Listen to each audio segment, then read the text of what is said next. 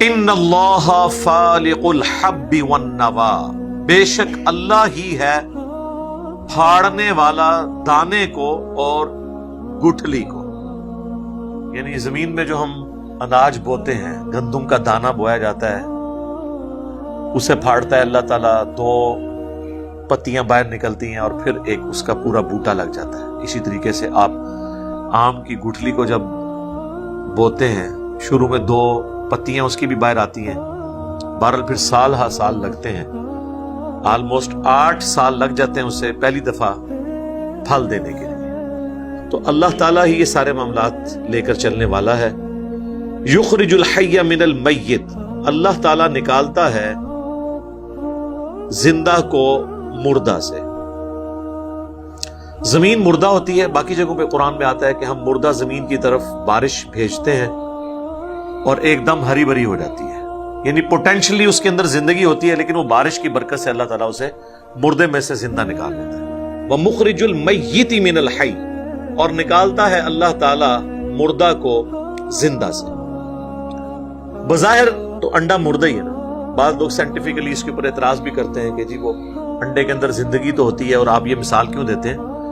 قرآن چونکہ لٹریچر کی زبان میں بات کرتا ہے، اگرچہ قرآن نے یہ مثال نہیں دی ہے، لیکن ہم سمجھانے کے لیے اپنی دنیا کی زندگی سے پریکٹیکل ایگزامپلس دیتے ہیں کہ انڈا بظاہر مردہ ہوتا ہے، اس میں سے چوزا نکل آتا ہے. مرغی زندہ ہے اور وہ بظاہر ایک مردہ چیز دیتی ہے، یعنی انڈا. لٹریچر کی زبان کے اندر، ہماری کامن آبزرویشن کے اندر تو اسی طریقے سے بات ہوگی.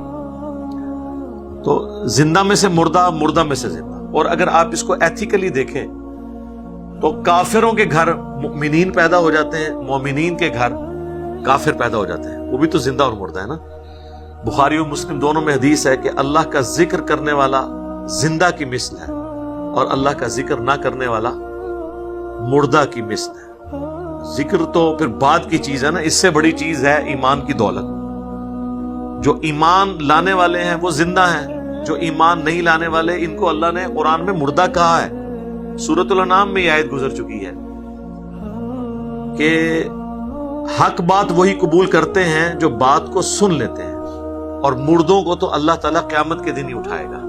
یعنی عقل کے اندھے جو بات کو قبول نہیں کرتے ان کو اللہ تعالیٰ نے مردوں سے تشبیہ دی ہے. ذالکم اللہ فانا تؤفکون، یہ ہے تمہارا اللہ، تمہارا رب، تو کہاں پھیرے جاتے ہو، کہاں بہہ کے جاتے ہو.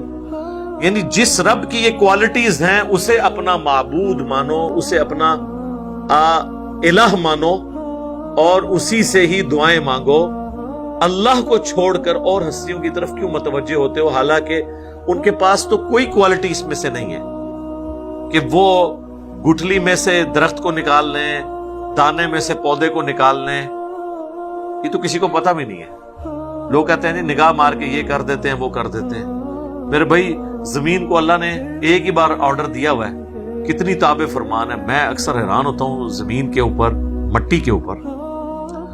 آپ دیکھیں کہ سڑکوں کے کناروں کے اوپر بھی یہ منظر تو آپ کو اسلام آباد میں کثرت سے نظر آئے گا، کیونکہ وہاں کی آب و ہوا بڑی موزوں ہے اس سبزے کے اعتبار سے.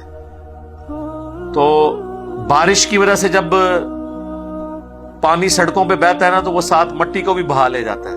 پھر الٹیمیٹلی سڑکوں کے کارنرز کے اوپر انہوں نے چھوٹے چھوٹے سوراخ بنائے ہیں جس کے ذریعے وہ پانی گٹر کے اندر اور پھر ندی نالوں تک الٹیمیٹلی پہنچ جاتا ہے. تو وہ جو جن نالوں سے وہ جاتا ہے نا، وہ گٹر میں جب گر رہا ہوتا ہے نا، اس جگہ سارا پانی اکٹھا ہوتا ہے وہ، اور ساتھ مٹی بھی لے کے آیا ہوتا ہے، تو تھوڑی سی مٹی وہاں پہ باقی رہ جاتی ہے.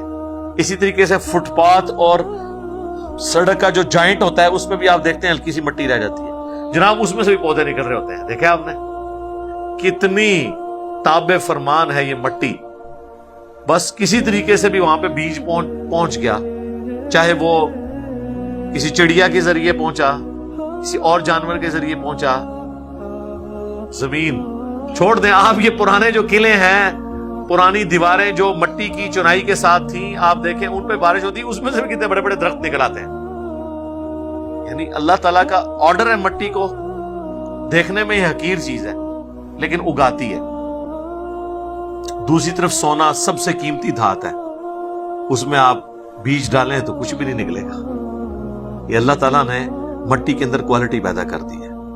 تو اللہ تعالیٰ فرما رہا ہے یہ ہے تمہارا رب اللہ، اسے اپنا معبود مانو جس کی یہ کوالٹیز ہیں۔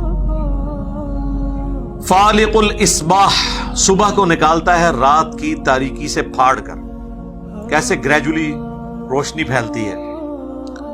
وجعل اللیل سکنا، اور رات کو اس نے بنایا ہے آرام کرنے کے لیے۔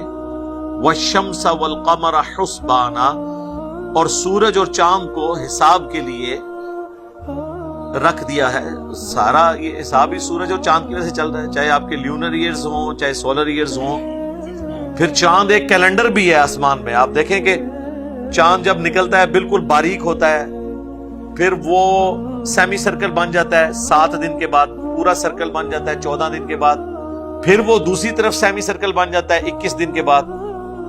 تو تھوڑی بہت اگر آپ کو سمجھ ہو تو آپ چاند کے ذریعے تاریخ بتا سکتے ہیں قریب قریب کہ یہ والی تاریخ ہے۔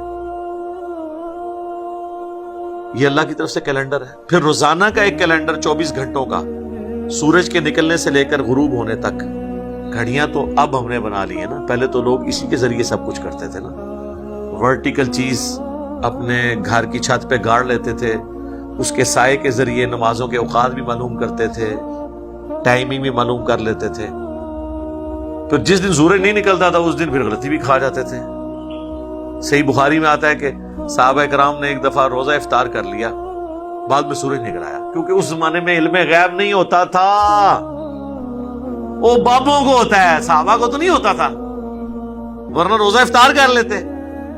سورج نکل آیا بعد میں، وہ تابعی پوچھتے ہیں کہ پھر کیا کیا تھا؟ انہوں نے کہا پھر اس روزے کی قضا ہی ہم نے دی تھی، کیونکہ ہم تو افطار کر چکے تھے، چاہے غلطی سے کیا، گنتی تو پوری کرنی تھی۔ آج اگر یہ مسئلہ ہو تو پھر ہم ساتھ یہ بھی سوال پوچھیں گے کہ جی اس زمانے میں علم غیب نہیں تھا ہوتا؟ یہاں تو ہمارے بزرگ تو کہتے ہیں جناب سورج تو ہم سے پوچھ کے چڑھتا ہے، ہم تو پوری دنیا کو ایسے دیکھ رہے ہیں جیسے ہتھیلی پہ رائی کا دانا۔